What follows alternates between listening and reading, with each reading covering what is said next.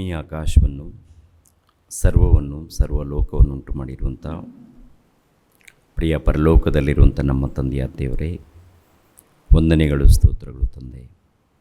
ಇಷ್ಟು ತನಕ ನಿಮ್ಮ ಮಗನು ಮನೋಜ್ ಕುಮಾರ್ ಅದ್ಭುತ ರೀತಿಯಲ್ಲಿ ನಿಮ್ಮ ವಾಕ್ಯಗಳನ್ನು ತಿಳಿಸಿಕೊಟ್ಟಿದ್ದಾನೆ ತಂದೆ. ವಾಕ್ಯಕ್ಕೆ ವಿರುದ್ಧವಾಗಿ ಅನೇಕರು ತಂದೆಯ ದೇವರೇ ಸುಳ್ಳು ಬೋಧನೆಗಳನ್ನು ಹೇಳಿ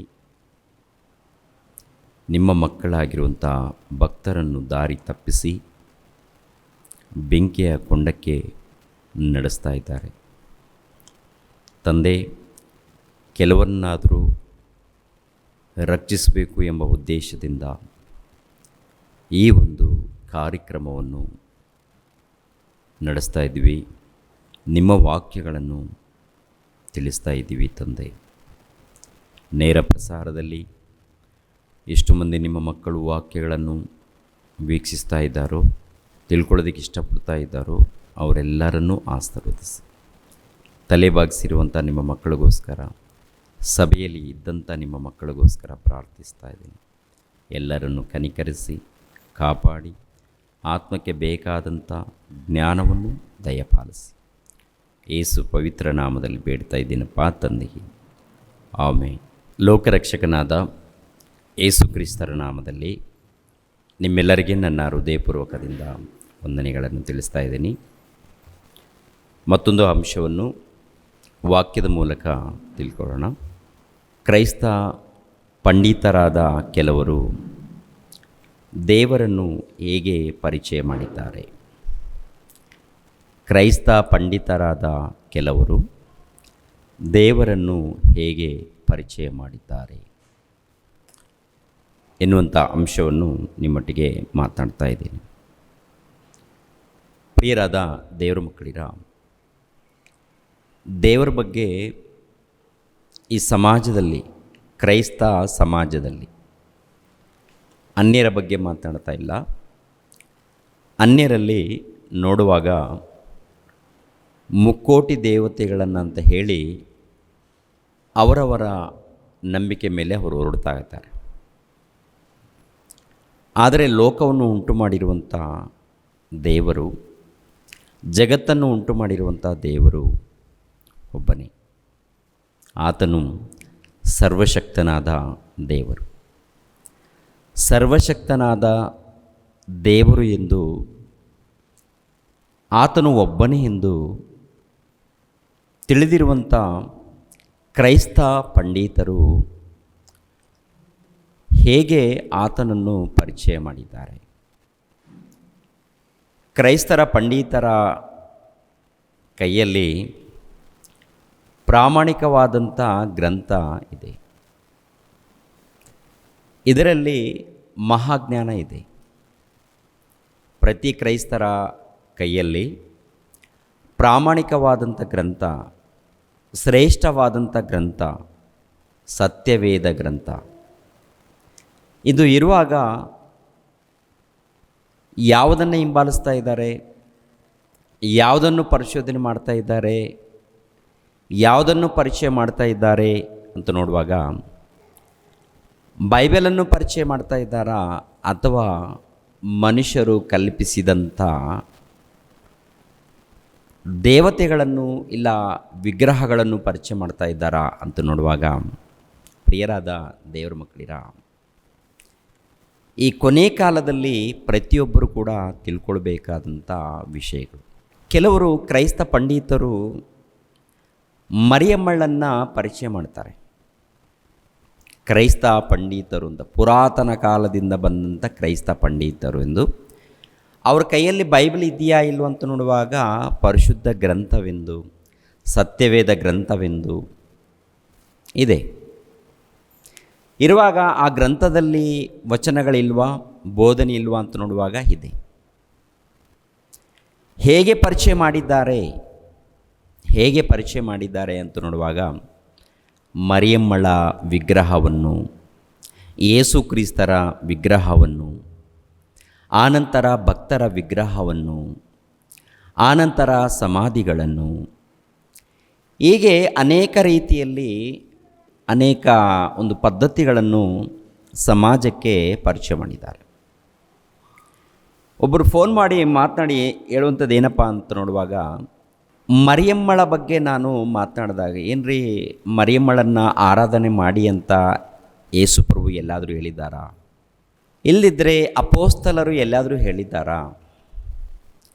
ಬೈಬಲ್ ಗ್ರಂಥದಲ್ಲಿ ಎಲ್ಲಾದರೂ ಹೇಳಿದ್ದಾರಾ ಅಂತ ಕೇಳಿದಾಗ ಅದಕ್ಕೆ ಉತ್ತರ ಏನಂತ ನೋಡುವಾಗ, ಮರಿಯಮ್ಮಳು ಯಾರಂದುಕೊಂಡಿದ್ದೀರಾ ಬ್ರದರ್ ನೀವು? ಆಕೆ ಶ್ರೇಷ್ಠ ತಾಯಿ, ಮಹಾತಾಯಿ. ಆಕೆ ದೇವರನ್ನು ಎತ್ತಿರುವಂಥ ತಾಯಿ. ಮರಿಯಮ್ಮಳಂದರೆ ಯೇಸುಪ್ರಭು ತಾಯಿ ಆಗಿರುವಾಗ ಆಕೆಗೆ ಕಳಂಕ ಉಂಟು ಮಾಡುವಂಥ ರೀತಿಯಲ್ಲಿ ಯಾರಾದರೂ ಮಾತಾಡಿದಾಗ ಈ ಕರ್ನಾಟಕದಲ್ಲಿ ಪ್ರಿಯರ ದೇವ್ರ ಮಕ್ಕಳಿರ ಎದುರಾಗಿ ಎದೆ ತಟ್ಟಿ ನಿಂತವರೇ ನಾವು. ಈ ಮಾತನ್ನು ಹೇಳಿದಾಗ ಪ್ರಿಯರ ದೇವ್ರ ಮಕ್ಕಳಿರ ಅದೇನು ನಿಜ ರೀ, ಇಲ್ಲ ಅಂತ ನಾವು ಹೇಳ್ತಾ ಇಲ್ಲ. ಮೊನ್ನೆ ಒಂದು ಅಂಶವನ್ನು ಮಾತನಾಡಿದ್ದೆ. ಮೊನ್ನೆ ಅಂಶ ಏನದು?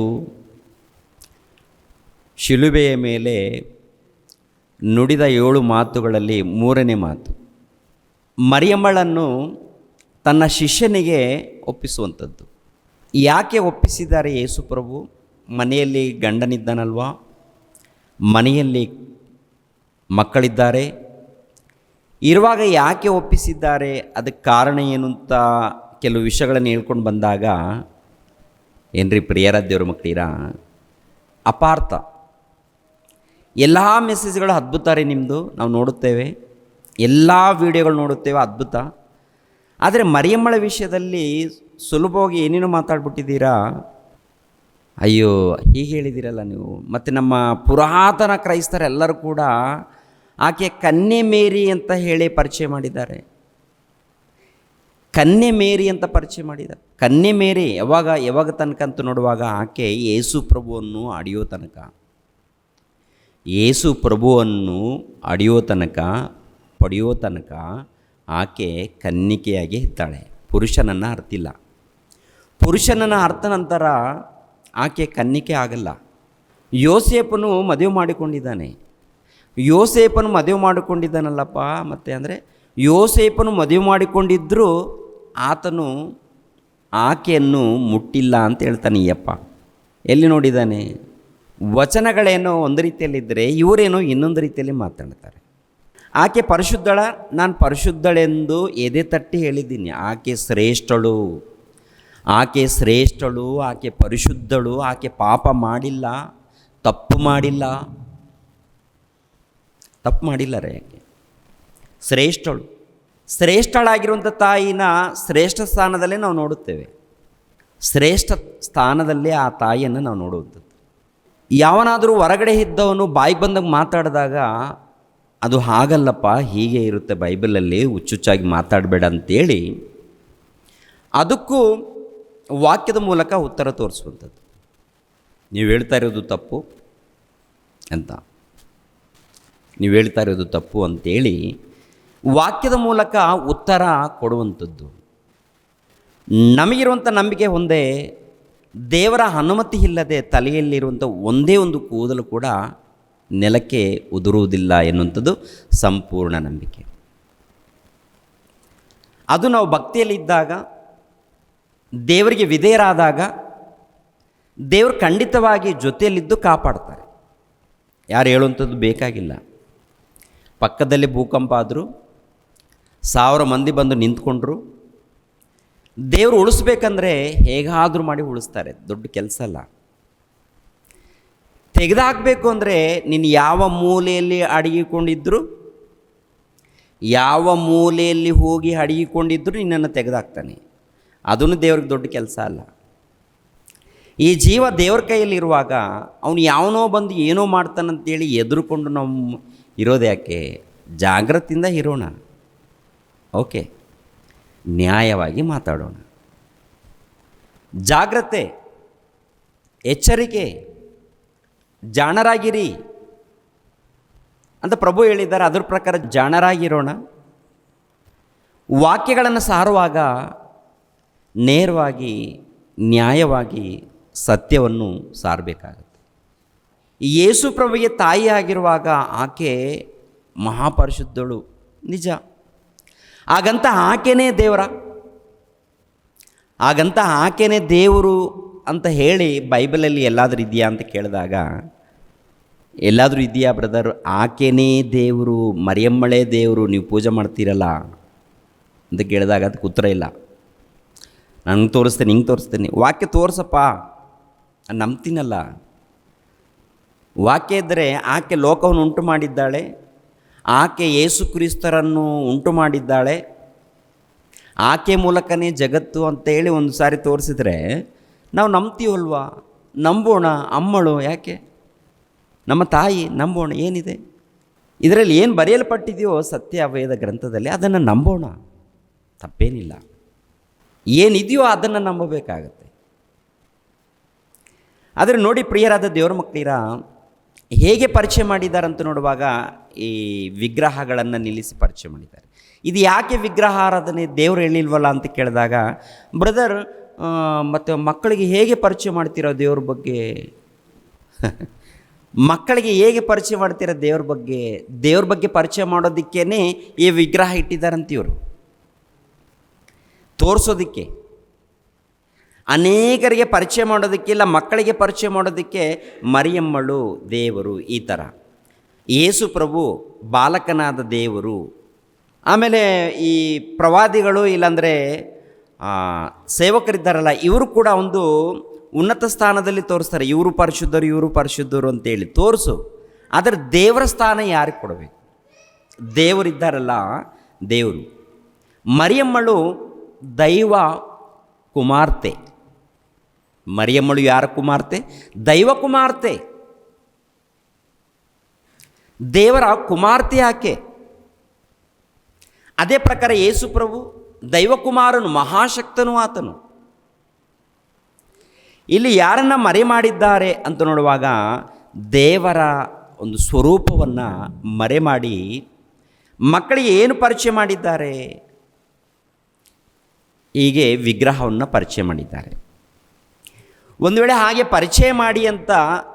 ಪರಿಚಯ ಮಾಡಿ ಅಂತೇಳಿ ದೇವರು ಇಲ್ಲಾಂದರೆ ಅಪೋಸ್ತಲರು, ಭಕ್ತರು ಹೀಗೆ ಪರಿಚಯ ಮಾಡಿ ಅಂತ ಹೇಳಿದರೆ ಖಂಡಿತವಾಗಿ ಮಾಡೋಣ, ತಪ್ಪೇನಿಲ್ಲ.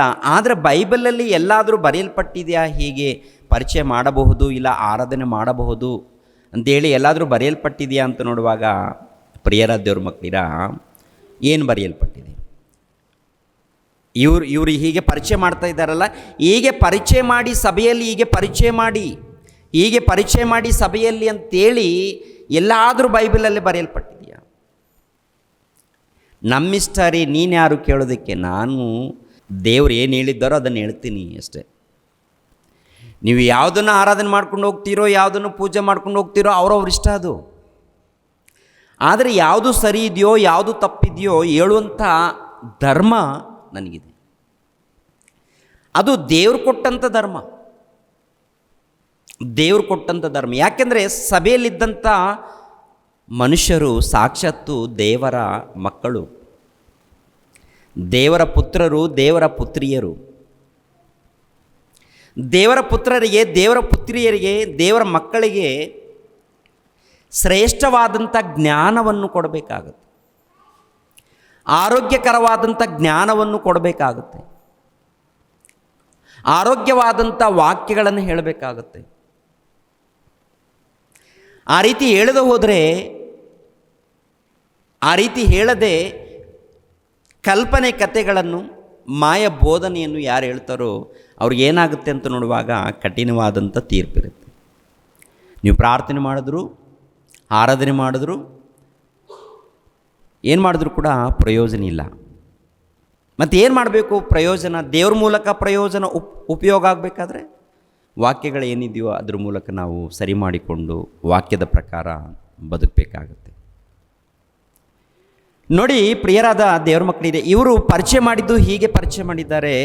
ದೇವರು ಹೇಗೆ ಪರಿಚಯ ಮಾಡಿ ಅಂತ ಹೇಳಿದ್ದಾರೆ? ಮಕ್ಕಳಿಗಾಗಿರ್ಬೋದು, ಕುಟುಂಬದಲ್ಲಿದ್ದವ್ರಿಗಾಗಿರ್ಬೋದು, ಹೊರಗಡೆ ಇದ್ದವ್ರಿಗೆ ಆಗಿರ್ಬೋದು, ಹೇಗೆ ಪರಿಚಯ ಮಾಡಬೇಕು? ಮಕ್ಕಳಿಗೆ ಅಂದ್ಕೊಳ್ಳೋಣ, ಒಂದು ಸಾರಿ ನೋಡೋಣ ಪ್ರಿಯರಾದ ದೇವ್ರ ಮಕ್ಕಳಿರ. ಎಫೆಸದವರಿಗೆ ಬರೆದ ಪತ್ರಿಕೆ 6ನೇ ಅಧ್ಯಾಯ, ಎಫೆಸದವರಿಗೆ ಬರೆದ ಪತ್ರಿಕೆಯ 6ನೇ ಅಧ್ಯಾಯ 4ನೇ ವಚನದಲ್ಲಿ, ತಂದೆಗಳೇ ನಿಮ್ಮ ಮಕ್ಕಳಿಗೆ ಕೋಪವನ್ನು ಎಬ್ಬಿಸದೆ ಕರ್ತನಿಗೆ ಮೆಚ್ಚುಗೆಯಾಗಿರುವ ಬಾಲಶಿಕ್ಷೆಯನ್ನು ಬಾಲೋಪದೇಶವನ್ನು ಮಾಡುತ್ತಾ ಅವರನ್ನು ಸಾಕಿ ಸಲಹಿರಿ ಅಂತ ಹೇಳ್ತಾರೆ. ಕರ್ತನಿಗೆ ಮೆಚ್ಚುಗೆಯಾಗಿರುವ ಬಾಲಶಿಕ್ಷೆಯನ್ನು ಬಾಲೋಪದೇಶವನ್ನು ಮಾಡಿರಿ. ಧರ್ಮೋಪದೇಶ ಕಾಂಡ 6ನೇ ಅಧ್ಯಾಯ ನೋಡಿ, ಧರ್ಮೋಪದೇಶ ಕಾಂಡ 6ನೇ ಅಧ್ಯಾಯ 4ನೇ ವಚನ, ಇಸ್ರಾಯೇಲರೇ ಕೇಳಿರಿ, ನಮ್ಮ ದೇವರಾದ ಯೆಹೋವನು ಒಬ್ಬನೇ ದೇವರು, ಒಬ್ಬನೇ ದೇವರು. ನೀವು ನಿಮ್ಮ ದೇವರಾದ ಯೆಹೋವನನ್ನು ಪೂರ್ಣ ಹೃದಯದಿಂದಲೂ ಪೂರ್ಣ ಪ್ರಾಣದಿಂದಲೂ ಪೂರ್ಣ ಶಕ್ತಿಯಿಂದಲೂ ಪ್ರೀತಿಸಬೇಕು. ನಾನು ಈಗ ನಿಮಗೆ ತಿಳಿಸುವ ಮಾತುಗಳನ್ನು ನಿಮ್ಮ ಹೃದಯದಲ್ಲಿ ಇರಬೇಕು. ಇವುಗಳನ್ನು ನಿಮ್ಮ ಮಕ್ಕಳಿಗೆ ಅಭ್ಯಾಸ ಮಾಡಿಸಿ ಮನೆಯಲ್ಲಿ ಕೂತಿರುವಾಗಲೂ ದಾರಿಯಲ್ಲಿ ನಡೆಯುವಾಗಲೂ ಮಲಗುವಾಗಲೂ ಏಳುವಾಗಲೂ ಇವುಗಳ ವಿಷಯದಲ್ಲಿ ಮಾತನಾಡಬೇಕು. ಇವುಗಳನ್ನು ಜ್ಞಾಪಕಾರ್ಥವಾಗಿ ಕೈಗೆ ಕಟ್ಟಿಕೊಳ್ಳಬೇಕು. ಇವು ಹಣೆಗೆ ಕಟ್ಟಿಕೊಳ್ಳುವ ಜ್ಞಾಪಕದ ಪಟ್ಟಿಯಂತೆ ಇರಬೇಕು. ಅಂದರೆ ನನ್ನ ವಾಕ್ಯಗಳನ್ನು ಏನು ಮಾಡಬೇಕಂತೆ? ನಿಮ್ಮ ಮಕ್ಕಳಿಗೆ ಅಭ್ಯಾಸ ಮಾಡಿಸ್ಬೇಕು. ನನ್ನನ್ನು ಕುರಿತು ಪರಿಚಯ ಮಾಡಬೇಕು. ನನ್ನ ಬೋಧನೆಯನ್ನು ಕುರಿತು ಪರಿಚಯ ಮಾಡಬೇಕು. ನನ್ನ ವಾಕ್ಯಗಳನ್ನು ಹೇಳಬೇಕು ನಿಮ್ಮ ಮಕ್ಕಳಿಗೆ. ನೀವು ಕಲಿಬೇಕು. ನೀವು ಹೇಗಿರಬೇಕು? ಮೊಟ್ಟ ಮೊದಲು ಪೂರ್ಣ ಹೃದಯದಿಂದ, ಪೂರ್ಣ ಆತ್ಮದಿಂದ, ಪೂರ್ಣ ಶಕ್ತಿಯಿಂದ ತಂದೆಯಾದ ದೇವರನ್ನು ಪ್ರೀತಿಸಬೇಕು. ಹೊಸ ಒಡಂಬಡಿಕೆಯಲ್ಲಿ ಕೂಡ ಯೇಸು ಪ್ರಭು ಹೇಳಿದ್ದಾರೆ. ಹೊಸ ಒಡಂಬಡಿಕೆಯಲ್ಲಿ ಕೂಡ ಯೇಸು ಪ್ರಭು ಹೇಳಿರುವಂಥ ಮಾತಿನಂತ ನೋಡುವಾಗ ಪೂರ್ಣ ಹೃದಯದಿಂದಲೂ ಪೂರ್ಣ ಪ್ರಾಣದಿಂದಲೂ ಪೂರ್ಣ ಶಕ್ತಿಯಿಂದಲೂ ದೇವರನ್ನು ಪ್ರೀತಿಸಬೇಕು. ಅಂದರೆ ಆರಾಧಿಸಬೇಕು, ಅಂದರೆ ದೇವರನ್ನು ಘನಪಡಿಸಬೇಕು, ದೇವರ ಸೇವೆಯಲ್ಲಿ ಇರಬೇಕು ಅಂತ ಅರ್ಥ. ದೇವರನ್ನು ಹಳೆ ಒಡಂಬಡಿಕೆಯಲ್ಲಿ ಎಲ್ಲಾದರೂ ಮಾತುಗಳನ್ನು ಕುರಿತು ಏನಾದರೂ ಬರೆಯಲ್ಪಟ್ಟಿದೆ, ಈ ಥರ ಅಮ್ಮಳನ್ನು ಆರಾಧಿಸಬೇಕು. ಕೆಲವರು, ಎಲ್ಲರಲ್ಲ, ಕೆಲವರು ಹೀಗೆ ಆರಾಧಿಸ್ತಾ ಇರ್ತಾರೆ. ಕೆಲವರು, ಎಲ್ಲರ ಬಗ್ಗೆ ಹೇಳ್ತಾ ಇಲ್ಲ. ಹೀಗೆ ಆರಾಧಿಸ್ತಾ ಏನು ಹೇಳುವಂಥದ್ದು ನೋಡುವಾಗ ಪ್ರಿಯರಾದ ದೇವರ ಮಕ್ಕಳಿರ, ನಮ್ಮ ಯಾರು ಯೇಸು ಪ್ರಭು ತಾಯಿ ದೊಡ್ಡ ದೇವರು. ಬೈಬಲಲ್ಲೇ ಆ ರೀತಿ ಇಲ್ಲ. ಭೂಮಿಯ ಮೇಲೆ ಯೇಸು ಪ್ರಭುವಿಗೆ ಒಂದು ದೇಹ ಬೇಕು. ಈ ಭೂಮಿಯ ಮೇಲೆ ಯೇಸು ಪ್ರಭುವಿಗೆ ಒಂದು ದೇಹ ಬೇಕು. ಯಾಕೆ ಬೇಕು ದೇಹ ಯೇಸು ಪ್ರಭುಗೆ? ದೇವರ ಚಿತ್ತವನ್ನು ನೆರವೇರಿಸೋದಕ್ಕೆ, ದೇವರ ಸಂಕಲ್ಪವನ್ನು ನೆರವೇರಿಸೋದಕ್ಕೆ ಭೂಮಿಯ ಮೇಲೆ ಯೇಸು ಕ್ರಿಸ್ತರಿಗೆ ಒಂದು ದೇಹ ಬೇಕು. ಆದ್ದರಿಂದ ಭಕ್ತರಲ್ಲಿ ಯಾರಿದ್ದಾರೆ? ಭಕ್ತರು, ನೀತಿವಂತರು, ಒಳ್ಳೆ ಭಕ್ತರು ಯಾರಿದ್ದಾರೆ? ಶ್ರೇಷ್ಠವಾದಂಥ ಭಕ್ತರು ಯಾರಿದ್ದಾರೆ? ತಪ್ಪು ಮಾಡದಂಥ ಮಹಿಳೆ, ಪರಿಶುದ್ಧವಾದಂಥ ಮಹಿಳೆ ಯಾರಿದ್ದಾರೆ? ಅದೇ ಮರಿಯಮ್ಮಳು ಸಿಕ್ಕಿದ್ದಾಳೆ ದೇವರಿಗೆ. ಮರಿಯಮ್ಮಳು ಸಿಕ್ಕಿದ್ದಾರೆ ದೇವರಿಗೆ. ಎಲ್ಲ ಪರಿಶೋಧನೆ ಮಾಡಿದಾಗ ಏನ್ರಿ, ಪರಿಶುದ್ಧಳು, ಶ್ರೇಷ್ಠಳು ತಾಯಿ ಮರಿಯಳು. ಆ ಮರಿಯಳ ಭಕ್ತಿಯನ್ನು ನೋಡಿ, ಆಕೆಯಲ್ಲಿ ಇರುವಂಥ ಪರಿಶುದ್ಧತೆಯನ್ನು ನೋಡಿ ಆಕೆಯನ್ನು ದೇವರು ಆರಿಸಿಕೊಂಡಿದ್ದಾನೆ ವಿನ ಆಕೆ ದೇವರಂತ ಎಲ್ಲಿ ಪರಿಚಯ ಮಾಡಿಲ್ಲ. ಆಕೆಯನ್ನು ದೇವರು ಎಂದು ಯೇಸು ಪ್ರಭು ಆಗಿರ್ಬೋದು, ಪರಿಶುದ್ಧ ಗ್ರಂಥದಲ್ಲಿ, ಬೈಬಲ್ ಗ್ರಂಥದಲ್ಲಿ ಭಕ್ತರೂ ಆಗಿರ್ಬೋದು, ಯಾರು ಕೂಡ ಪರಿಚಯ ಮಾಡಿಲ್ಲ. ಮತ್ತು ಯಾರೋ ಚಕ್ರವರ್ತಿ ಹೇಳಿದ್ದಾನಂತೆ, ಆ ಚಕ್ರವರ್ತಿ ಮಾತನ್ನು ನಂಬಿ ಕುಳಿತುಕೊಂಡಿದ್ದಾರೆ. ಮತ್ತು ದೇವರ ಮಾತನ್ನು ಏನು ಮಾಡಿದರೆ ಬಿಟ್ಟಿದ್ದಾರೆ. ಸೃಷ್ಟಿಕರ್ತನಾಗಿರುವಂಥ, ಸರ್ವೇಶ್ವರನಾಗಿರುವಂಥ ಆ ದೇವರು ಹೇಳಿರುವಂಥ ಮಾತನ್ನು ಬಿಟ್ಟರೆ ನಿನಗೆ ಪರಲೋಕ ಇದೆಯೇನಪ್ಪ ಮಗಳೇ? ತೋರ್ಸೋಕ್ಕಾಗತ್ತಾ? ಇವ್ರ ಕೈಲ ಆಗುತ್ತಾ ಅಂತ ನೋಡುವಾಗ ಏನ್ರಿ, ಎಲ್ಲ ಕತೆಗಳು ತೋರಿಸ್ತಾರೆ. ಪ್ರಿಯರ ದೇವ್ರ ಮಕ್ಕಳಿರ, ಅವ್ರು ಯಾರೋ ಸೂಲಿಬೆಲೆ ಇದ್ದಾನೆ, ಚಕ್ರವರ್ತಿ ಸೂಲಿಬೆಲೆ ಬಾಯಿಗೆ ಬಂದ ಹಾಗೆ ಮಾತನಾಡಿದಾಗ ಇವರು ಎದ್ದು ನಿಂತ್ಕೊಂಡು ಮಾತಾಡಿಲ್ಲ ರೀ. ಪ್ರಜೆಗಳ ಮಧ್ಯದಲ್ಲಿ ಬನ್ನಿ ಮಾತಾಡೋಣ ಅಂತಂದರೆ ರೆಡಿ ಇಲ್ಲ. ಎಲ್ಲಿದ್ದೋರಲ್ಲೇ ಗಪ್ಚುಪ್ಪಾಗಿರ್ತಾರೆ. ಆಸ್ತಿಗಳನ್ನು ಕುರಿತು, ಆಸ್ತಿಗಳು ಏನಾದರೂ ನಷ್ಟವಾಗುವಂಥ ರೀತಿಯಲ್ಲಿದ್ದರೆ ಅವಾಗ ರ್ಯಾಲಿ. ಅವರ ಕಾಲೇಜ್ಗಳಿಗೆ, ಅವರ ಶಾಲೆಗಳಿಗೆ ಏನಾದರೂ ತೊಂದರೆಗಳು ಉಂಟಾದಾಗ ಅವಾಗ ರ್ಯಾಲಿ ಆಗುತ್ತೆ. ಅವಾಗ ಕೋರ್ಟಿಗೆ ಹೋಗ್ತಾರೆ, ಕಚೇರಿಗೆ ಹೋಗ್ತಾರೆ, ಎಲ್ಲಿಗಾದರೂ ಹೋಗ್ತಾರೆ. ಯೇಸು ಪ್ರಭುಗೂ ಮರಿಯಮ್ಮಳಿಗೂ ಏನು ಬಂದರು, ಏನು ಮಾತಾಡಿದ್ರು ಮೌನವಾಗಿರ್ತಾರೆ. ಕ್ಷಮಿಸಿ ಬಿಟ್ಬಿಡೋಣ ಅಂತಾರೆ ಅವರು. ಆಸ್ತಿಗೋಸ್ಕರ ಹೋರಾಡೋನು ಭಕ್ತನಲ್ಲ. ಸಂಪಾದನೆಗೋಸ್ಕರ ಹೋರಾಡುವವನು ಭಕ್ತನಲ್ಲ. ದೇವರ ವಾಕ್ಯದಗೋಸ್ಕರ ಹೋರಾಡಬೇಕು. ನಿನ್ನ ನಂಬಿಕೆಯನ್ನು ಕಾಪಾಡೋದಕ್ಕೆ ಹೋರಾಡಬೇಕು. ನಿನ್ನ ನಂಬಿಕೆಗೆ ಕಳಂಕ ಉಂಟು ಮಾಡುವಂಥ ರೀತಿಯಲ್ಲಿ ಯಾರಾದರೂ ಮಾತನಾಡಿದಾಗ ಹೀಗಲ್ಲಪ್ಪ, ಹೀಗಿದೆ, ಇದನ್ನು ನಂಬು, ಇದನ್ನು ತಿಳ್ಕೊ ಅಂತೇಳಿ ಅವರಿಗೆ ತಿಳಿಸ್ಬೇಕಾಗುತ್ತೆ. ಕೇಳಿದ್ರೆ ಕೇಳ್ತಾರೆ, ಬಿಟ್ಟರೆ ಬಿಡ್ತಾರೆ. ಆದರೆ ನಂಬಿಕೆಗೋಸ್ಕರ ಹೋರಾಡಬೇಕಂತಿರುತ್ತೆ, ವಾಕ್ಯದಗೋಸ್ಕರ ಹೋರಾಡಬೇಕಂತಿರುತ್ತೆ. ನಮ್ಮ ಹೋರಾಟಗಳು ಆಸ್ತಿಗೋಸ್ಕರ, ಕ್ರಿಸ್ತನಿಗೋಸ್ಕರ ಇರಬೇಕು ನಮ್ಮ ಹೋರಾಟ. ಎಷ್ಟು ಕಾಲ ಬದುಕ್ತೀರಾ? ಎಷ್ಟು ಕಾಲ ಬದುಕೋದಕ್ಕಾಗುತ್ತೆ? ಬದುಕೋಣ, ದೇವ್ರಿಗೋಸ್ಕರ ಬದುಕೋಣ. ಈ ಬದುಕು ದೇವ್ರದಾಗಿರಬೇಕು. ಸರ್ವವನ್ನು ಕೊಟ್ಟಂಥ ದೇವರು ಕೈ ಬಿಡ್ತಾರ? ಆ ನಂಬಿಕೆಯಿಂದ ಇರಬೇಕು, ನ್ಯಾಯವಾಗಿ ಹೋಗಬೇಕು, ಎಲ್ಲರನ್ನೂ ಪ್ರೀತಿಸಬೇಕು, ಒಳ್ಳೆ ರೀತಿಯಿಂದ ಹೋಗಬೇಕು. ಆದರೆ ಇವರು ಪರಿಚಯ ಮಾಡಿರೋ ಪ್ರಕಾರ ವಾಕ್ಯದಲ್ಲಿ ಎಲ್ಲೂ ಇಲ್ಲ, ಬೈಬಲಲ್ಲಿ ಇಲ್ಲ. ಇವರು ಮರಿಯಮ್ಮಳನ್ನು ಯಾವ ರೀತಿ ಪರಿಚಯ ಮಾಡಿದ್ದಾರೋ, ಯೇಸು ಪ್ರಭುವನ್ನು ಯಾವ ರೀತಿ ಪರಿಚಯ ಮಾಡಿದ್ದಾರೋ, ಆರಾಧನೆ ಮಾಡ್ತಾ ಇದ್ದಾರೋ ಆ ರೀತಿ ಆರಾಧನೆ ಮಾಡಿ ಎಂದು ಬೈಬಲಲ್ಲಿ ಇಲ್ಲ. ಸಿಲುಬೆಯನ್ನು ಇಟ್ಟುಕೊಂಡು ಕೂಡ ಆರಾಧನೆ ಮಾಡಿ ಅಂತ ಬೈಬಲಲ್ಲಿ ಇಲ್ಲ. ಸಿಲುಬೆಯನ್ನು ಮುಂದೆ ಇಟ್ಟುಕೊಂಡು ಆರಾಧನೆ ಮಾಡಿ ಎನ್ನುವುದು ಕೂಡ ಬೈಬಲಲ್ಲಿ ಇಲ್ಲ ರೀ. ಯೇಸು ಕ್ರಿಸ್ತರು ಸಿಲುಬೆ ಹೊತ್ತುಕೊಂಡು ಹೋಗಿದ್ದಾರೆ, ನಿಜ. ಯೇಸು ಕ್ರಿಸ್ತರ ಮೂಲಕ ಲೋಕಕ್ಕೆ ರಕ್ಷಣೆ ಇದೆಯೇ ವಿನಃ ಸಿಲುಬೆಯ ಮೂಲಕ ರಕ್ಷಣೆ ಇಲ್ಲ ರೀ.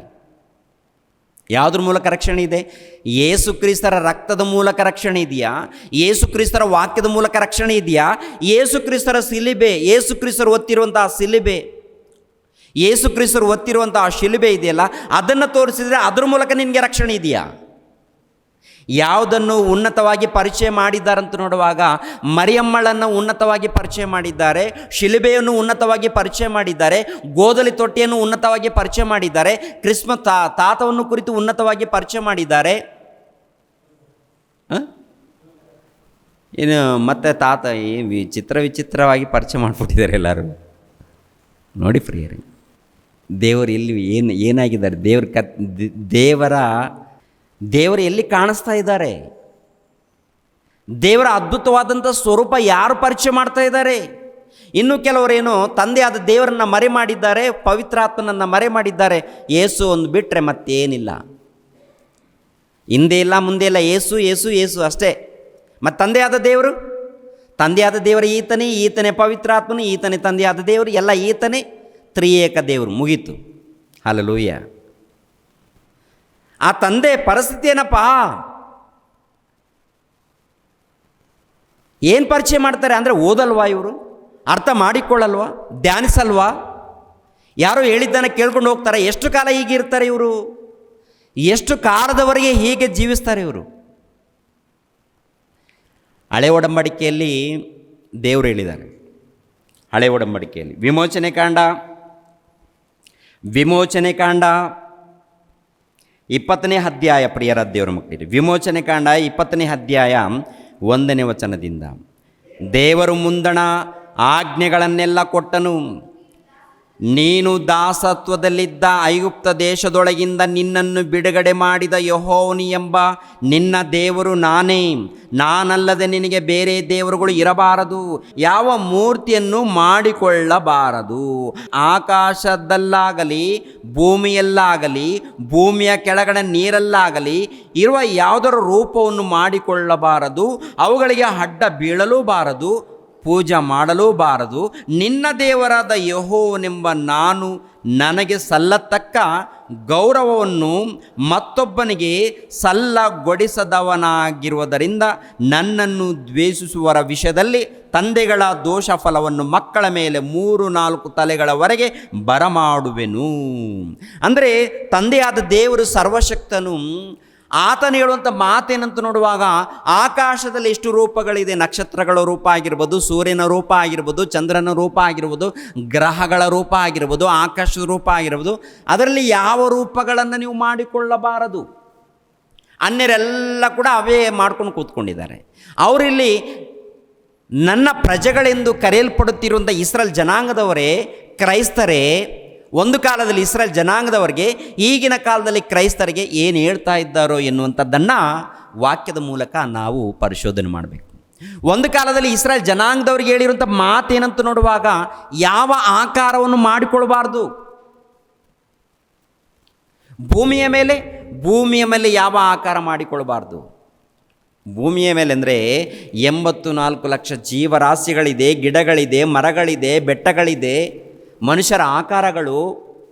ಆನಂತರ ಈ ಸಮುದ್ರದಲ್ಲಿ ತಿಮ್ಮಿಂಗಳಾಗಿರ್ಬೋದಿಲ್ಲ, ಇನ್ನು ಅನೇಕ ಜಂತುಗಳಾಗಿರ್ಬೋದು, ಜೀವರಾಶಿಗಳಾಗಿರ್ಬೋದು, ಯಾವುದನ್ನು ಕೂಡ ನೀವು ಮಾಡಿಕೊಳ್ಳಬಾರದು ಅಂತೇಳಿ ಖಂಡಿತವಾಗಿ ದೇವರು ಹೇಳಿರುವಾಗ ಇವರೇನು ಮಾಡ್ತಾರೆ, ಇಲ್ಲ ನಮ್ಮ ಮಕ್ಕಳಿಗೆ ಹೀಗೆ ಪರಿಚಯ ಮಾಡಬೇಕು, ಅದಕ್ಕೆ ಹೀಗೆ ಮಾಡಿಕೊಂಡು ಹೀಗೆ ಪರಿಚಯ ಮಾಡ್ತಾ ಇದ್ದೀವಿ ಅಂತ ಹೇಳ್ತಾರೆ. ಮಕ್ಕಳಿಗೆ ಪರಿಚಯ ಮಾಡಬೇಕಾದಿದ್ರೆ, ಮಕ್ಕಳಿಗೆ ನೀವು ಪರಿಚಯ ಮಾಡಬೇಕಾದ್ರೆ ದೇವರ ವಾಕ್ಯವನ್ನು ಪರಿಚಯ ಮಾಡಬೇಕು. ದೇವರು ಯಾವ ರೀತಿ ಇದ್ದಾರೆ ಅಂತ ಪರಿಚಯ ಮಾಡಿದ್ದಾರೆ. ಯೇಸು ಪ್ರಭು ದೇವರ ಬಗ್ಗೆ ಪರಿಚಯ ಮಾಡಿದ್ದಾರೆ. ಯಾವ ರೀತಿ ಇದ್ದಾರೆಂದು ಪರಿಚಯ ಮಾಡಿದ್ದಾರೆ ನೋಡಿ. ಯೋಹಾನನು ಬರೆದ ಸುವಾರ್ತೆ 4ನೇ ಅಧ್ಯಾಯ 24ನೇ ವಚನ. ದೇವರ ವಾಕ್ಯವನ್ನು ಬಿಟ್ಟು ಯಾರಾದರೂ ಮಾತನಾಡಿದ್ರು, ಪ್ರಾರ್ಥನೆ ಮಾಡಿದ್ರು, ಅವರು ಶಾಪಗ್ರಸ್ತರಾಗ್ತಾರೆ. ದೇವರ ವಾಕ್ಯವನ್ನು ಬಿಡಬಾರ್ದು. ದೇವರ ವಾಕ್ಯಗಳು, ಅದರಲ್ಲಿರುವಂಥ ಭಾವನೆಗಳು ಏನಿದೆಯೋ ಅಷ್ಟರಲ್ಲೇ ಇರಬೇಕೇ ಆಗುತ್ತೆ ವಿನಃ ಆ ದೇವರ ವಾಕ್ಯಗಳನ್ನು ಬಿಟ್ಟರೆ ನಾವು ಶಾಪಗ್ರಸ್ತರಾಗ್ತೀವಿ, ನಮ್ಮಲ್ಲಿ ಜೀವ ಇಲ್ಲ ರೀ. ಯೋಹಾನನು ಬರೆದ ಸುವಾರ್ತೆ 4ನೇ ಅಧ್ಯಾಯ 23ನೇ ವಚನವನ್ನು ನೋಡಿ ಪ್ರಿಯ. 23-24. ಅದಿರಲಿ, ಸತ್ಯಭಾವದಿಂದ ದೇವಾರಾಧನೆ ಮಾಡುವವರು ಆತ್ಮೀಯ ರೀತಿಯಲ್ಲಿ ಸತ್ಯಕ್ಕೆ ತಕ್ಕ ಹಾಗೆ ತಂದೆಯನ್ನು ಆರಾಧಿಸುವ ಕಾಲ ಬರುತ್ತದೆ, ಅದು ಈಗಲೇ ಬಂದಿದೆ. ಅಂದರೆ ಇವರು ಯೇಸುಪ್ರಭು ಹೇಳಿದಾರಾ? ಯೇಸುಪ್ರಭು ಏನಂತ ಹೇಳಿದ್ದಾರೆ? ನಮ್ಮ ತಾಯಿ ಇದ್ದಾಳೆ, ಮರಿಯಳಿದ್ದಾಳೆ, ಆ ಮರಿಯಳನ್ನು ನೀವು ಖಂಡಿತವಾಗಿ ಆರಾಧಿಸಬೇಕು ಅಂತ ಹೇಳಿದಾರಾ? ಇಲ್ಲಾಂದರೆ ಆ ತಂದೆಯಾದ ದೇವರು ಸರ್ವೇಶ್ವರನು, ಮಹಾಶಕ್ತನು, ಆತ್ಮಸ್ವರೂಪನು, ಆತನನ್ನು ಆತ್ಮೀಯ ರೀತಿಯಲ್ಲಿ ಸತ್ಯಕ್ಕೆ ತಕ್ಕ ಹಾಗೆ ಆರಾಧಿಸಬೇಕು ಅಂತ ಹೇಳಿದಾರ? ತಂದೆಯಾದ ದೇವರನ್ನು ಆರಾಧಿಸಬೇಕು ಅಂತ ಹೇಳ್ತಾರೆ. ಆ ಪ್ರಭು ಯೇಸು ಪ್ರಭುವೇ ತಂದೆಯಾದ ದೇವರನ್ನು ಘನಪಡಿಸಿದ್ದಾರೆ. ಅಷ್ಟೇ ಯಾಕೆ, ಮರಿಯಮ್ಮಳು ಕೂಡ ತಂದೆಯಾದ ದೇವರಿಗೆ ಘನಪಡಿಸಿದ್ದಾಳೆ, ತಂದೆಯಾದ ದೇವರಿಗೆ ಮಹಿಮೆ ಪಡಿಸಿದ್ದಾಳೆ, ತಂದೆಯಾದ ದೇವರಿಗೆ ಆರಾಧನೆ ಮಾಡಿದ್ದಾಳೆ, ಪ್ರಾರ್ಥನೆ ಮಾಡಿದ್ದಾರೆ. ಯಾರು? ಮರಿಯಮ್ಮಳು ಸಹ. ಮರಿಯಮ್ಮಳು ಕೂಡ ಆ ತಂದೆಯಾದ ಸರ್ವೇಶ್ವರನಿಗೆ ಮೊರೆ ಇಟ್ಟಿರುವಾಗ, ಪ್ರಾರ್ಥನೆ ಮಾಡಿರುವಾಗ, ಆರಾಧನೆ ಮಾಡಿರುವಾಗ ಇವರಂತಾರೆ, ಪುರಾತನ ಕಾಲದಿಂದ ಬಂದಂಥ ನಮ್ಮ ಕ್ರೈಸ್ತ ಧರ್ಮ, ಹೌದಪ್ಪ, ನೀನು ಇದ್ದದ್ದು ಇದ್ದಾಗೆ ಪರಿಚಯ ಮಾಡು.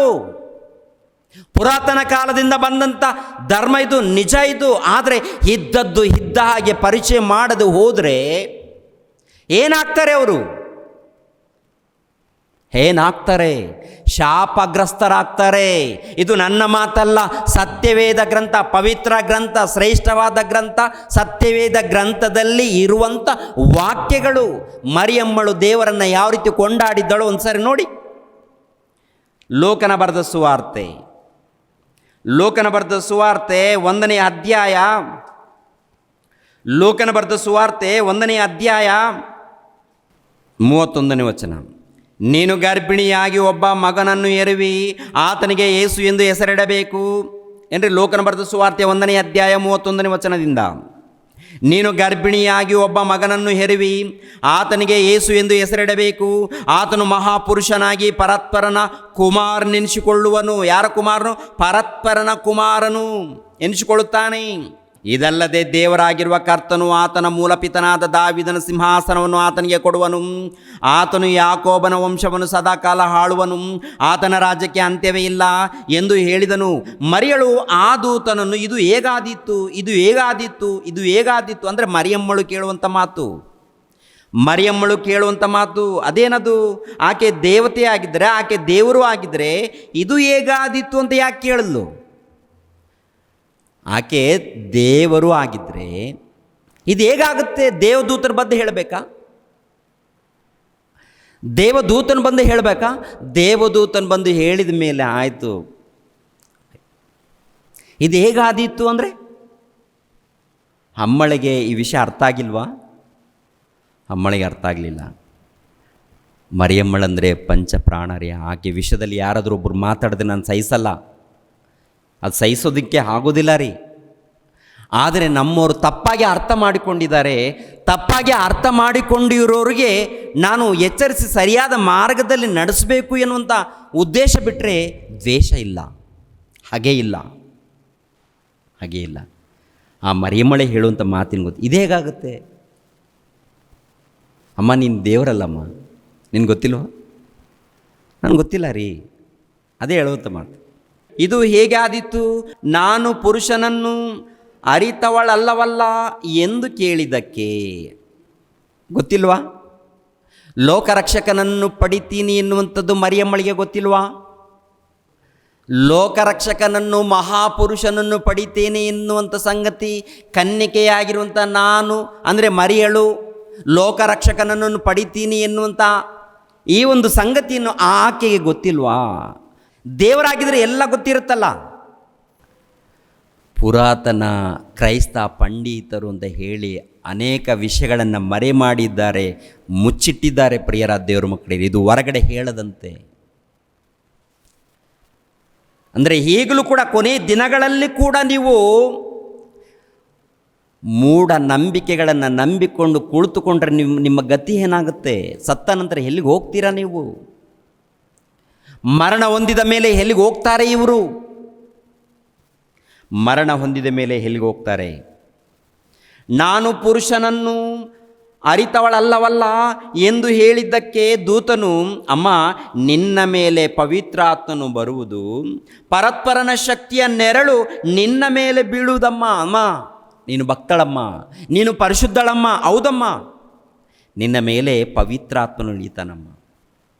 ಪವಿತ್ರಾತ್ಮನ ಸಹಾಯ, ಪರತ್ಪರನ ದೇವರ ನೆರಳು ನಿನ್ನ ಮೇಲೆ ಬೀಳುತ್ತಮ್ಮ. ಮತ್ತು ದೇವರಾಗಿದ್ದರೆ, ಆಕೆ ದೇವತೆಯಾಗಿದ್ದರೆ, ಆಕೆ ದೇವರಾಗಿದ್ದರೆ ಈ ವಿಷಯ ಗೊತ್ತಿರಬೇಕಾ ಗೊತ್ತಿರಬಾರ್ದ? ಎಲ್ಲ ವಿಷಯ ಗೊತ್ತಿರಬೇಕು. ಎಲ್ಲ ವಿಷಯಗಳು ಗೊತ್ತಿರಬೇಕು. ಹೇಳುವಂಥದ್ದು ಅವಶ್ಯಕತೆ ಇರಬಾರ್ದು. ಒಬ್ಬ ದೇವದೂತನು ಬಂದು ಹೇಳುವಂಥ ಮಾತು ಅಂದರೆ, ಒಬ್ಬ ದೇವದೂತನು ಬಂದು ಹೇಳ್ತಾ ಇದ್ದಾರಂದರೆ, ಪ್ರಿಯರಾದ ದೇವರ ಮಕ್ಕಳಿಗೆ ಆಲೋಚನೆ ಮಾಡಿ.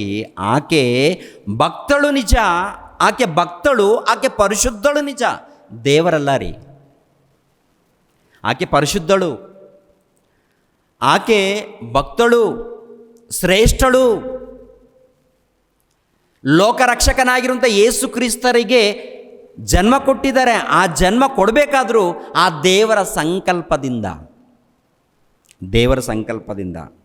ನೋಡಿ. 36ನೇ ವಚನ, 35. ನಿನ್ನ ಮೇಲೆ ಪವಿತ್ರಾತ್ಮ ಬರುವುದು, ಪರತ್ಪರನ ಶಕ್ತಿಯ ನೆರಳು ನಿನ್ನ ಮೇಲೆ ಬೀಳುವುದು. ಆದುದರಿಂದ ಹುಟ್ಟುವ ಆ ಪವಿತ್ರ ಶಿಶು ದೇವರ ಮಗನೆನಿಸಿಕೊಳ್ಳುವುದು. ಮತ್ತು ನಿನ್ನ ಬಂಧುವಾದ ಎಲಿಜಬೆತಳಿದ್ದಾಳಲ್ಲ, ಆಕೆ ಸಹ ಮುಪ್ಪಿನವಳಾದರೂ ಗರ್ಭಿಣಿಯಾಗಿದ್ದಾಳೆ. ಆಕೆಯ ಗರ್ಭದಲ್ಲಿ ಗಂಡು ಮಗುವದೆ ಬಂಜೆ ಎನಿಸಿಕೊಂಡಿದ್ದ ಆಕೆಗೆ ಇದೇ 6ನೇ ತಿಂಗಳು. ದೇವರಿಂದ ಬರುವ ಯಾವ ಮಾತಾದರೂ ನಿಷ್ಫಲವಾಗುವುದಿಲ್ಲ ಅಂದನು. ಆಗ ಮರಿಯಳು, ಇಗೋ ನಾನು ಕರ್ತನ ದಾಸಿ. ನಾನು ಯಾರ ದಾಸಿ? ಕರ್ತನ ದಾಸಿ. ನಾನು ಕರ್ತನ ಸೇವಕಳು. ಯಾರು? ಮರಿಯಮ್ಮಳೆ ಕರ್ತನ ಸೇವಕಳು ಎಂದು ಒಪ್ಪಿಕೊಂಡಿರುವಾಗ, ನಾನು ದೇವರ ಭಕ್ತಳು ಎಂದು ಒಪ್ಪಿಕೊಂಡಿರುವಾಗ, ನಾನು ದೇವರಿಗೆ ದಾಸಳು, ನಾನು ದೇವರಿಗೆ ದಾಸಿಯಳು ಅಂತ ಮರಿಯಮ್ಮಳೆ ಒಪ್ಪಿಕೊಂಡಿರುವಾಗ ನಿನಗೇನಪ್ಪ ನಷ್ಟ? ಹಲೋ, ಏನಪ್ಪ ನಷ್ಟ? ಹೊರಗಡೆ ತುಂಬ ಜನ ಇದ್ದಾರೆ, ಅಂದರೆ ಕಾದ್ಕೊಂಡು ಕೂತ್ಕೊಂಡಿದ್ದಾರೆ, ಎಲ್ಲಿ ತಪ್ಪಿಡೋಣ ಇವರನ್ನು ಅಂತ, ಎಲ್ಲಿ ತಪ್ಪಿಡಿಬೇಕು. ಮನೋಜ್ ಕುಮಾರನ್ನು, ರಾಮು ಬ್ರದರನ್ನು, ವಿಲ್ಸನ್ ಆಗಿರುವುದು ಎಲ್ಲೆಲ್ಲಿ ತಪ್ಪುಗಳು ಸಿಗ್ತಾವ ಅಂತ ನೋಡ್ತಾ ಇರ್ತಾರೆ ಕೆಲವರು. ವಾಕ್ಯಗಳಿದ್ರೇ ನಮಗೆ ಧೈರ್ಯ. ವಾಕ್ಯಗಳಿಲ್ಲದೆ ಹೋದರೆ ನಾವು ಸಿಕ್ಕಾಕ್ಕೊಳ್ತೀವಿ. ವಾಕ್ಯಗಳಿಲ್ಲದನ್ನು ನಾವು ಮಾತಾಡಿದ್ರೆ ತಪ್ಪಿನಲ್ಲಿ ಸಿಕ್ಕಾಕ್ಕೊಳ್ತೀವಿ. ಏನು ಹೇಳಿದ್ದಾರೋ ಅಷ್ಟು ಹೇಳ್ಬಿಡೋಣ, ಧೈರ್ಯವಾಗಿ ಹೇಳೋಣ, ಸರಿ ಮಾಡೋಣ. ಅದು ಕಲಿಬೇಕು. ಪ್ರಿಯರ ದೇವರ ಮಕ್ಕಳಿದೆ, ಈಗೋ ನಾನು ಕರ್ತನ ದಾಸಿ, ನಿನ್ನ ಮಾತಿನಂತೆ ನನಗಾಗಲಿ ಅಂದಳು. ಆಮೇಲೆ ಆ ದೂತನು ಆಕೆಯ ಬಳಿಯಿಂದ ಹೊರಟು ಹೋದನು. ಆ ಕಾಲದಲ್ಲಿ ಮರಳು ಎದ್ದು ಅವಸರದಿಂದ ಮಲೆನಾಡಿಗೆ ಹೊರಟು ಯೆಹೂದದಲ್ಲಿರುವ ಒಂದು ಊರಿಗೆ ಹೋಗಿ ಜಕರಿಯನ ಮನೆಯನ್ನು ಸೇರಿದಳು. ನೋಡಿ ಪ್ರಿಯರಾದ ದೇವರ ಮಕ್ಕಳಿರ, ಆನಂತರ ಎಷ್ಟನೇ ವಚನ ನೋಡುವಾಗ 46ನೇ ವಚನ, ಆಗ ಮರಿಯಳು ಹೇಳಿದ್ದೇನೆಂದರೆ, ನನ್ನ ಪ್ರಾಣವು ಕರ್ತನನ್ನು ಕೊಂಡಾಡುತ್ತದೆ. ಅಯ್ಯ ಅಮ್ಮ, ಮರಿಯಮ್ಮಳು ಹೇಳ್ತಾ ಇರುವಂಥ ಮಾತು, ತಾಯಿ ಮರಿಯಮ್ಮಳು ಹೇಳುವಂಥ ಮಾತು, ಮೇರಿ ಮಾತಳು ಹೇಳುವಂಥ ಮಾತೇನಂತ ನೋಡುವಾಗ, ಆಗ ಮೇರಿ ಮಾತಳು ಹೇಳಿದ್ದೇನೆಂದರೆ, ನನ್ನ ಪ್ರಾಣವು ಕರ್ತನನ್ನು ಕೊಂಡಾಡುತ್ತದೆ, ನನ್ನ ಆತ್ಮವು ನನ್ನ ರಕ್ಷಕನಾದ ದೇವರ ವಿಷಯದಲ್ಲಿ ಉಲ್ಲಾಸಗೊಂಡಿದೆ. ಆತನು ತನ್ನ ದಾಸಿಯ ದೀನ ಸ್ಥಿತಿಯ ಮೇಲೆ ಲಕ್ಷ್ಯವಿಟ್ಟಿದ್ದಾನೆ. ಹೀಗೋ ಇಂದಿನಿಂದ ತಲಾಂತದವರೆಲ್ಲರೂ ನನ್ನನ್ನು ಧನ್ಯಳೆಂದು ಹೊಗಳುವರು. ನನ್ನನ್ನು ಧನ್ಯಳು ಎಂದು ಹೊಗಳುವರು. ಓಕೆ, ಧನ್ಯಳು ಅಂತಾರೆ, ಶ್ರೇಷ್ಠಳು ಅಂತಾರೆ. ಮರಿಯಮ್ಮಳು ಶ್ರೇಷ್ಠಳು ಎಂದು ಅಂತಾರೆ, ಮರಿಯಮ್ಮಳು ಧನ್ಯಳು ಅಂತಾರಮ್ಮ, ಅದು ನಿಜ. ಆದರೆ ಆ ಮರಿಯಮ್ಮಳೇ ತಂದೆಯಾದ ದೇವರನ್ನು ಕೊಂಡಾಡಿದ್ದಾಳೆ, ಘನಪಡಿಸಿದ್ದಾಳೆ, ಮಹಿಮೆ ಪಡಿಸಿದ್ದಾಳೆ, ಪ್ರಾರ್ಥನೆ ಮಾಡಿದ್ದಾಳೆ. ಹೌದಲ್ವಾ? ತಂದೆಯಾದ ದೇವರಿಗೆ ಪ್ರಾರ್ಥನೆ ಮಾಡಿರುವಾಗ, ತಂದೆಯಾದ ದೇವರಿಗೆ ಘನಪಡಿಸಿರುವಾಗ, ಆಕೆನೇ ಆ ತಂದೆಯಾದ ದೇವರನ್ನು ನೀವು ಪರಿಚಯ ಮಾಡೋದು ಬಿಟ್ಟು ಆ ತಂದೆಯಾದ ದೇವರನ್ನು ಮರೆ ಮಾಡಿ ಯಾರನ್ನ ಈ ಲೋಕಕ್ಕೆ ಪರಿಚಯ ಮಾಡಿದ್ದಾರೆ ಇವರು? ಯಾರನ್ನ?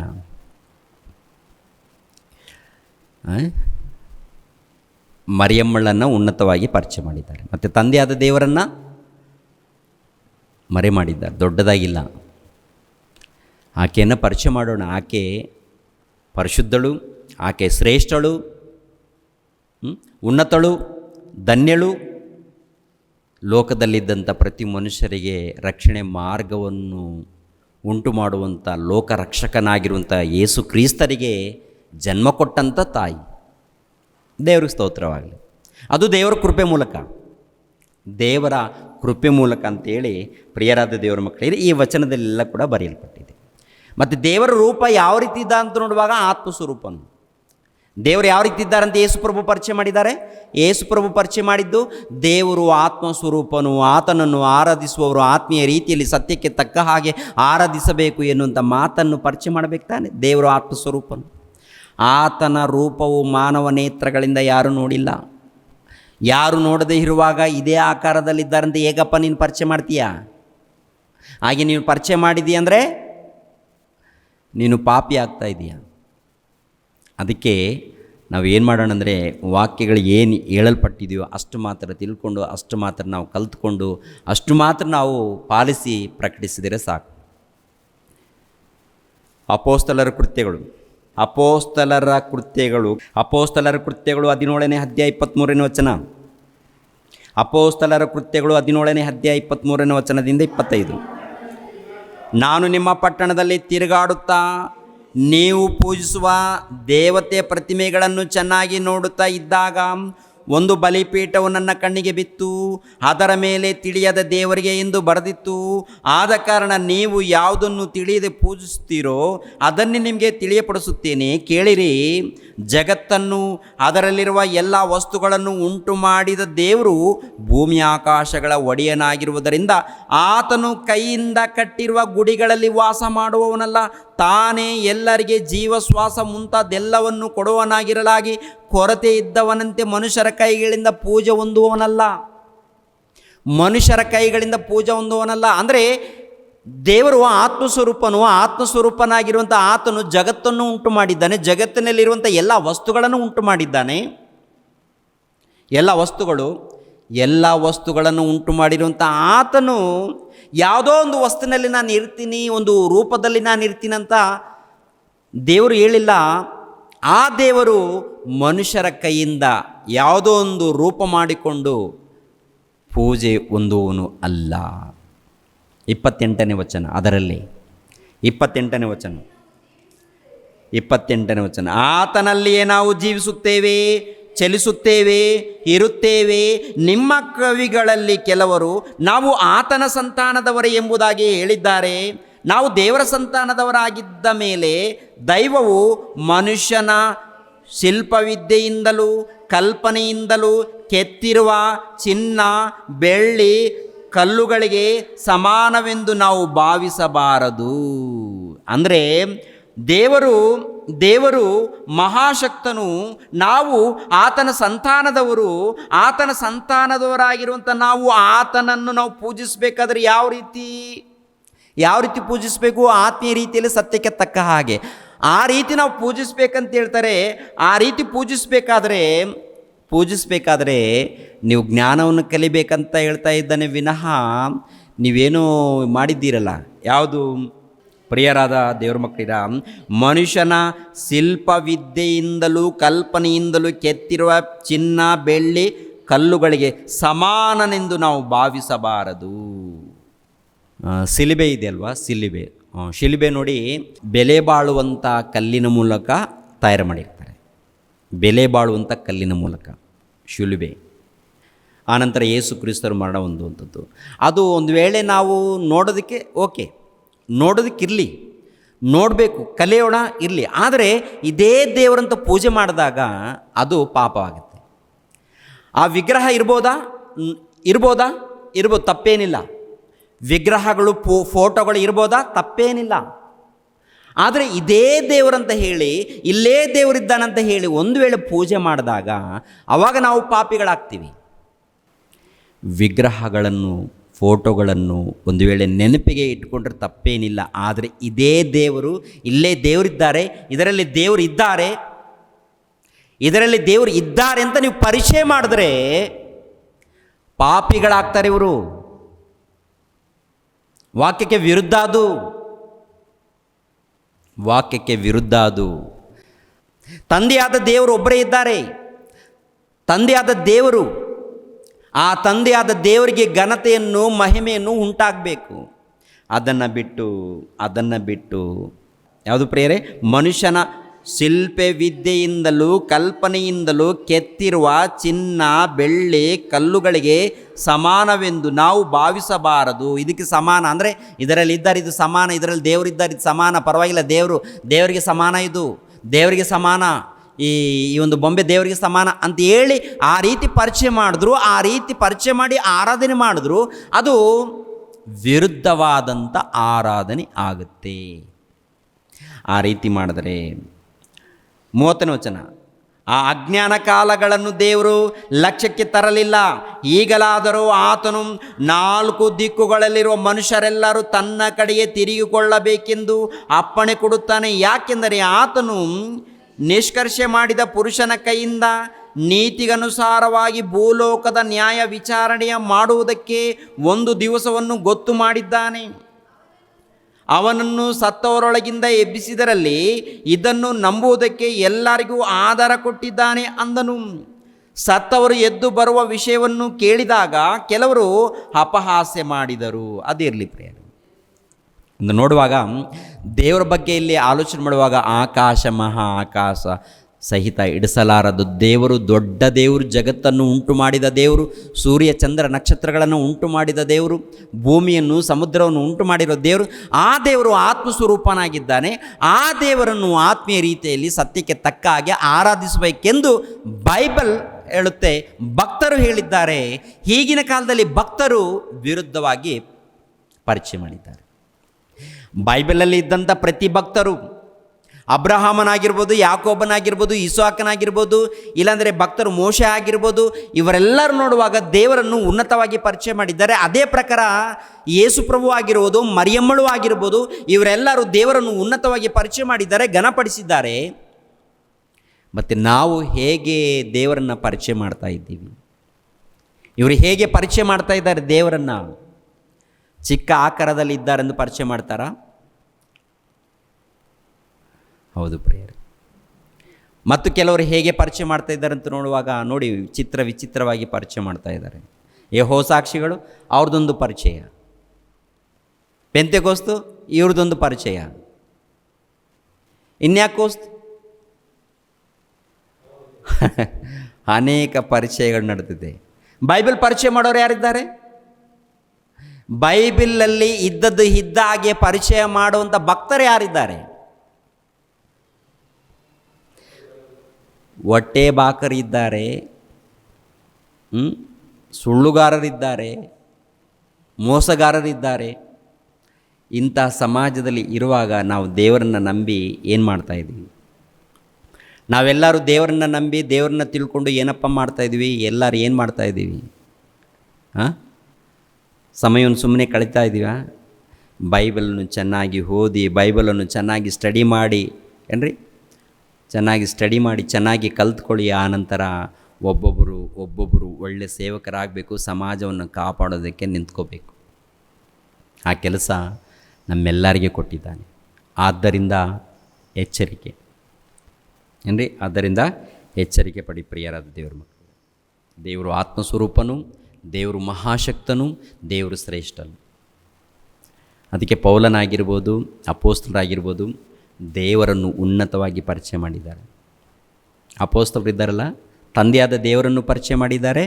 ಲೋಕಕ್ಕೆ ರಕ್ಷಣೆ ಬರುವಂಥದ್ದು ಯೇಸು ಕ್ರಿಸ್ತರ ಮೂಲಕ, ಯೇಸು ಕ್ರಿಸ್ತರನ್ನು ಕೂಡ ಉನ್ನತವಾಗಿ ಪರಿಚಯ ಮಾಡಿದ್ದಾರೆ. ಅವರು ಎಲ್ಲಾದರೂ ಮರಿಯಮ್ಮಳನ್ನು ಆರಾಧನೆ ಮಾಡಬೇಕು, ಅಪೋಸ್ತಲರು ಎಲ್ಲಾದರೂ ತೋರಿಸಿದ್ದಾರಾ? ಸುವಾರ್ತೆ ಮಾಡಿದ್ದಾರಲ್ವ ಪ್ರಿಯರೇ? ಸುವಾರ್ತೆ ಮಾಡಿದ್ದಾರಲ್ಲ. ಯೇಸು ಕ್ರಿಸ್ತರ ಜನನ, ಯೇಸು ಕ್ರಿಸ್ತರ ಮರಣ, ಯೇಸು ಕ್ರಿಸ್ತರ ಪುನರುತ್ಥಾನ ಎಲ್ಲ ಕಡೆ ಸುವಾರ್ತೆ ಮಾಡಿದ್ದಾರೆ. ಸುವಾರ್ತೆ ಮಾಡುವಾಗ ತಂದೆಯಾದ ದೇವರನ್ನು ಕುರಿತು, ಪವಿತ್ರಾತ್ಮನನ್ನು ಕುರಿತು, ಯೇಸು ಕ್ರಿಸ್ತರನ್ನು ಕುರಿತು ಉನ್ನತವಾಗಿ ಪ್ರಕಟಣೆ ಮಾಡಿರುವಾಗ ಏನ್ರಿ, ಇವರು ಸನಾತನ ಕಾಲದಿಂದ ಇಲ್ಲ ಪುರಾತನ ಕಾಲದಿಂದ ನಾವು ಕ್ರೈಸ್ತ ಪಂಡಿತರು ಹೇಳುವಾಗ ಬೈಬಲಲ್ಲಿ ಇದ್ದದ್ದು ಇದ್ದ ಹಾಗೆ ಪರಿಚಯ ಮಾಡದೆ ಹೋದರೆ ನೀನೆಂಥ ಪಂಡಿತ? ನನ್ನ ಮೇಲೆ ಕೋಪನ ತಿಂದಾಕ್ತೀರಾ? ದೇವರ ಕಣ್ಣು ಗುಡ್ಡನ್ನು ಮುಟ್ತಾ ಇದ್ದೀರಂತ ಲೆಕ್ಕ. ಯಾರ ಕಣ್ಣು ಗುಡ್ಡು? ದೇವರ ಕಣ್ಣು ಗುಡ್ಡನ್ನು ನೀವು ಮುಟ್ತಾ ಇದ್ದೀರಾ.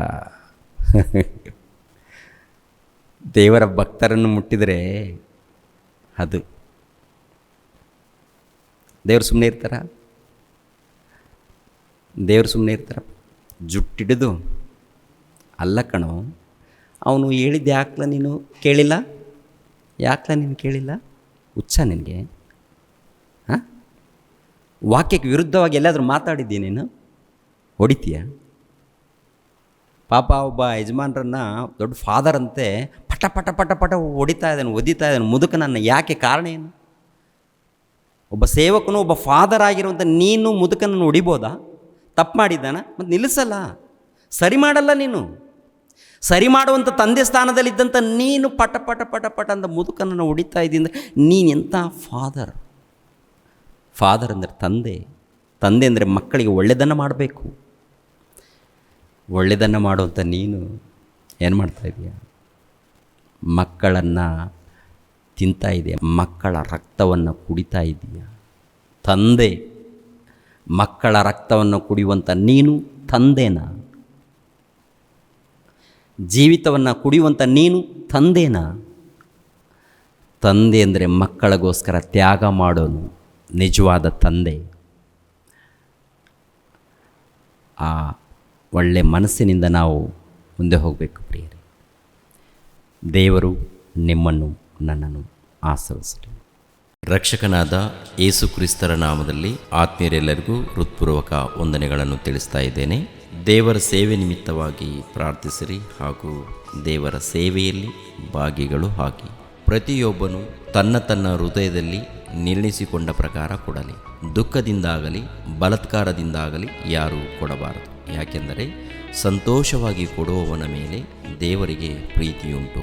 2 ಕೊರಿಂಥದವರಿಗೆ ಬರೆದ ಪತ್ರಿಕೆ 9ನೇ ಅಧ್ಯಾಯ 7ನೇ ವಚನ.